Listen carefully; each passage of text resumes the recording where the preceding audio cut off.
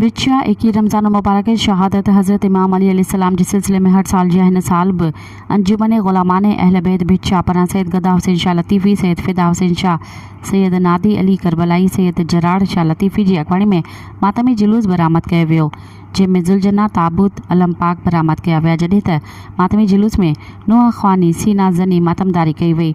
मातमी जुलूस पंहिंजे रूट मुताबिक़ उलहंदो पिणु शाही करबला मां बरामद थियो, जेको दरगाह फिटाई जे सहन मुबारक में आज़ादारी करे शाही बाज़ार बिच्छा मां गुज़रंदड़ लतीफ़ कॉलोनी बिच्छा जे मुख़्तलिफ़ इमाम बारगाहनि में थींदो, जिते न्याज़ इमाम हुसैन जो एहतमाम कयो वियो। वापसि ओलहंदो पिणु शाही करबला में इक़्तिदाम पज़ीर थींदो। मातमी जुलूस जे रूट मुताबिक़ रस्तनि जी सफ़ाई सुथराई जो इंतज़ाम मुकमल तौर नाक़िस रहियो। रस्तनि ते गंदगी किचिरे जा ढेर नज़र अचण लॻा। टाउन कमेटी बिच्छा मातमी जुलूस जे गुज़रण वारे घटियुनि मां सफ़ाई न कराई वई।